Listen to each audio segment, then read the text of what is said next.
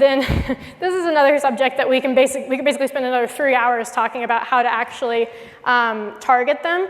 But essentially, we've already done some of the groundwork in this. So what we've been talking about since the beginning is, the presence that you guys have digitally. So the way that you can actually get to these millennials is initially, having the right type of packaging. So as you guys can probably guess, the idea of a picture of a chateau is not likely the most exciting thing for a millennial to go into the wine store and be like, ooh, this one's super interesting, let me look at that. At the same time, it's very important, again, I'm gonna go back to the word of authenticity, it's very important that you don't just put like a moose in a bathtub or something on the front of the wine because you think that's what's going to sell. It needs to go with what the vineyard is. I have I use this example because one of the vineyards I'm working with does have that. It's like a moose in a bathtub and like a fox in like a suit. But they're like incredibly hipster young men doing really funky biodynamic wine, so that's like the perfect fit. It's authentic, it's really there. If it's a more traditional, lovely family vineyard, that's great. But again, like probably moving away from just putting a picture of the house and thinking about deeper aspects of that wine. What about it makes it so amazing? Is it a part of the flavor profile? Then maybe you should embody that somewhere on it. Is it something about the story of the family? Whatever it is. Maybe it's the bunny, because there's so many bunnies everywhere. I don't know, but that's like, you need to actually be ensuring that you're communicating the story that the wine should tell on the label. The other aspect of this too, beyond just the imagery, is you can obviously literally tell the story, like you have the back label to be able to outline some of these things as well. So it's great when you put the types of grapes that are on there, because that is something that people are interested in, obviously.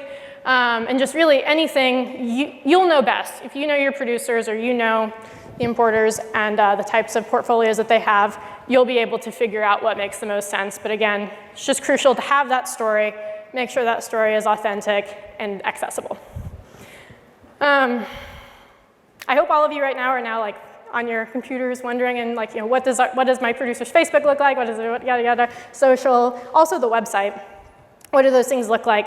So there's two aspects to this. You have to first build it. You have to build what does this, what should this wine story be? And after you've decided that, you should look at the channels. So how can we actually distribute this? Okay, so we should have it on the website. We should have information on social media. We should have a strategy for pushing that out. And after that's actually created, the next aspect to this that's super, super interesting and very, not as hard as I think people think it is digital targeting. So there's paid and there's earned media. Earned media means that you wrote the most beautiful prose ever about some crazy obscure grape and people are gonna end up on your website and looking at the wine. That's not something that I normally find to be that useful in the small and medium importers and distributors, because we are not, like if you're enormous, that's great because your wine is probably distributed everywhere. But if you're in a very regional market, that's actually not very useful to you. So what's really incredible about paid digital and paid content is you can get incredibly, incredibly granular on who you're actually targeting. So what that means is, like if I, for example, am going to do an event on biodynamic Italian wine in Washington, DC, I can create the amazing digital, page about whatever it is, some posts, I'm using Canva or whatever, and I make some posts about it on Instagram, on Facebook, etc. And then what I can do, and maybe some of you guys have done it, but if you have not, you'll find it to be incredibly interesting. You can go into Facebook and you can go into Instagram and you can essentially go by demographics, like incredibly painfully granular, and say, I am interested in only people that said they were interested in biodynamic wines. I only want an audience that wants Italian wines, and I only want them within the next 10 blocks of wherever the venue is. So the amazing opportunity that we actually have here is that because we actually are small in what we're doing, it's going to make that audience very small, which means that these types of campaigns are not even actually very expensive. When you sponsor this type of content, the amount of people that are interested in biodynamic wine within 7 blocks of Logan Circle in Washington, D.C. is probably just a couple hundred people. But those are literally exactly the people that I want to be talking to go to that event. So you may pay a little bit more for your cost per lead or to convert them, but that's unbelievably helpful because it's not mass distribution. It's not you trying to do a PR campaign or investing a crap ton of money into something that you can't actually measure the results on.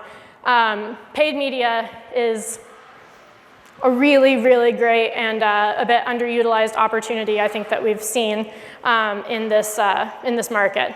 And it's funny too, going back to the going back to the topic of millennials, people also worry that millennials do not want to convert on paid media, but it's actually not true. If you sponsor content, they're going to be happy to receive it because, like I said, it's so granular. I said I like biodynamic wine, so if I get something that says an event for biodynamic wine, just because it says sponsored on it does not mean that I'm not going to pay attention to it.